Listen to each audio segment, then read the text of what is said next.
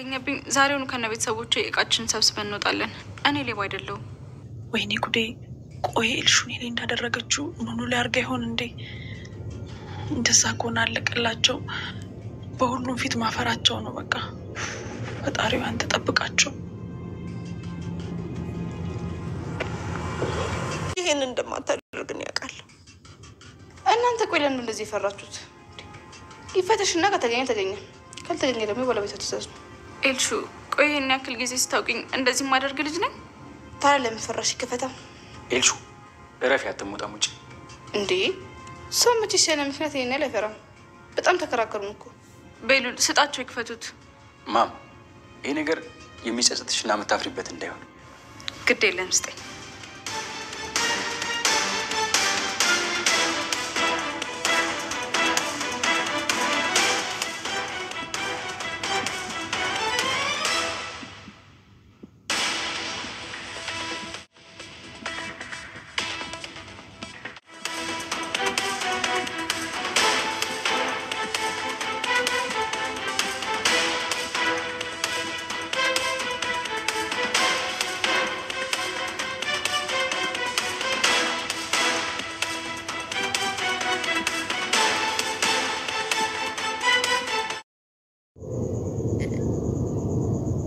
ኤልሹ እንግዲህ ዛሬ የእናቷን ጌጣጌጦች፣ ወርቆች፣ ስጦታዎች ይዛ ሄዳ ከኑኑዬና ከዛ ከሻንጣቸው ውስጥ አስገብታለች ማለት ነው። እንግዲህ ግጥጥ ምጥጥ ብላ ይዛ ሄዳ ሻንጣቸው ውስጥ አስገብታ ጌጣጌጡን አስቀምጣ እንግዲህ እናትየዋ ጠፍቷት እያበደች ትገኛለች ማለት ነው። ወይዘሮ ሄለን እንግዲህ ጠፍቶባት ያው ደፋ ቀና እያለች ነው። በሷ አይፈረድም። ግን ደግሞ ይሄ ሁሉ ነገር ያደረገችው ኤልሹ ነች ማለት ነው። ኤልሹ ከእናቷ ጌጣጌጦቹን ከእናቷ ጋር ወስዳ ይዛ ሄዳ ከኑኑዬ ሻንጣ ውስጥ አስገብታለች ማለት ነው። እንግዲህ ኑኑዬ በተደጋጋሚ በጣም ፈተናዎች እየበዙባት ነገሮች እየተተረማመሱባት ይገኛሉ። እሷም እንግዲህ ጎንበስ ብላ ቀኑን ለማሳለፍ ቢጥሩም እሷ ብቻ ሳትሆን እህቷም እናቷም አይንዬ ጭምር ግን ምንም ማድረግ አልተቻለም ማለት ነው። እንግዲህ ወይዘሮ ሄለን ሰላምንም ኑኑዬን በጣም እየጮህችባቸው ነው የምትገኘው። ከሚባለው በላይ በጣም ነው እየጮህች አለችው። ግን ቢሆንም ተረጋጊ እንኳን ብትላት እንግዲህ አይንዬ እናታቸው ተይ ባክሽ ባክሽ ብትላትኝ ይቅርታ አዝናለሁኝ እንግዲህ አንቺ ፊት ይሄንን መናገር ላይኖርብኝ ይችላል፣ ግን ደግሞ የግዴታ መናገር ስላለብኝ ነው ግዴታዬ ነው። ምንም ማድረግ አልችልም። ከምችለው በላይ ሆኖብኛል። ደግሞ የጠፋብኝ ጌጣጌጥ የስንት አመት ስጦታዬ ነው።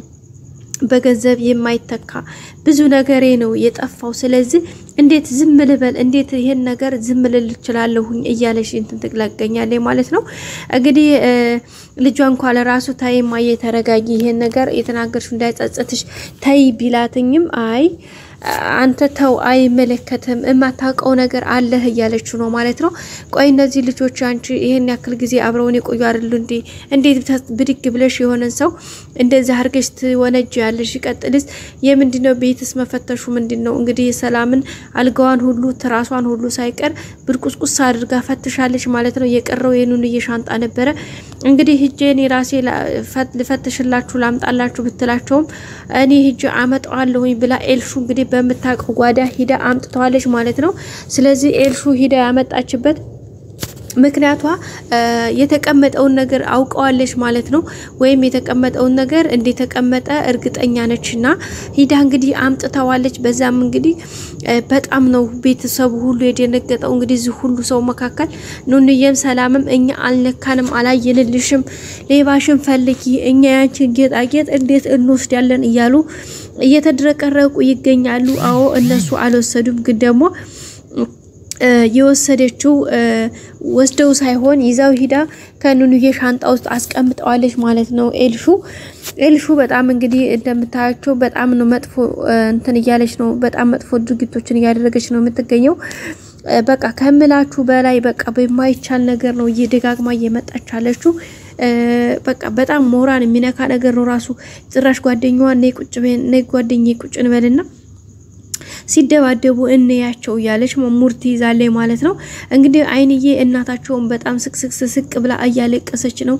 አረ ተይ በእናትህ እባክሽ ተይኝ እያለች እንግዲህ እየተማጸነቻት ትገኛለች ወይዘሮ ሄለንም መስሚያዋ ጥጥ ሆኖ እንግዲህ እንደፈለገች እየጮኸች ነው የምትገኘው። እባክሽ ብትላትም ልትሰማ አልቻለችም።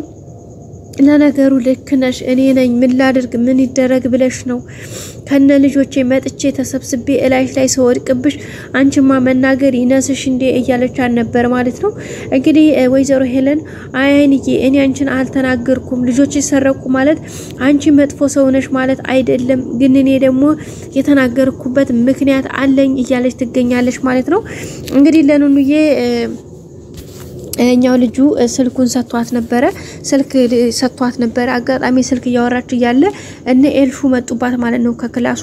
እነ ኤልሹ ከፍተው ሲገቡ እንግዲህ ድንግጥ ብላ ስልኩን ከጆሮ አውርዳ በልብሷ ስር ነበር የደበቀችውና ምን እየሰራሽ ነው ምንድነው ያስደነገጠሽ ሲሏት ነበረ።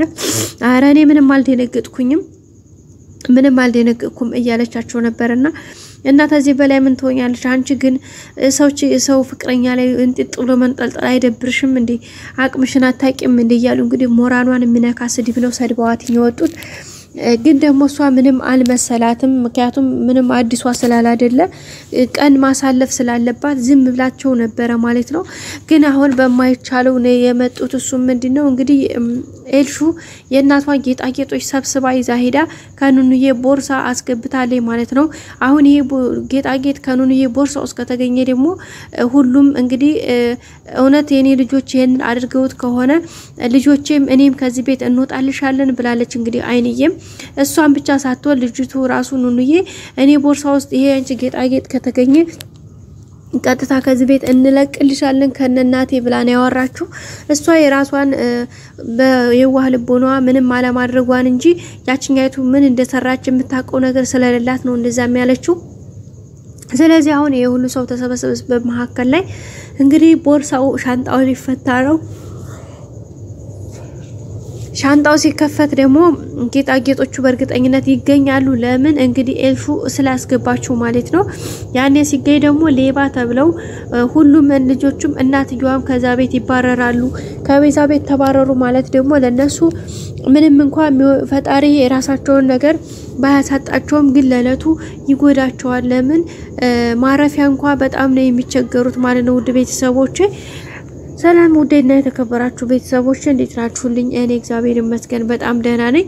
እንግዲህ ዛሬም እንደተለመደው በአዲስ ቪዲዮ ብቅ ብያለሁ። ላይክ በማድረግ ቪዲዮውን ጀምሮ ሰብስክራይብ አድርጓችሁ አብራችሁ እስከ መጨረሻ እንቆያለን ማለት ነው። እንግዲህ ውድ ቤተሰቦች ሁሌም አብራችሁ ስለሆናችሁ ምስጋናዬ በጣም ከፍ ያለ ነው። እንግዲህ ዛሬም እንደሁሌው አብሮነታችሁ አይለኝ ማለት እወዳለሁ። ውድ ቤተሰቦች ሁሌም ምስጋናዬ በጣም ከፍ ያለ ነው።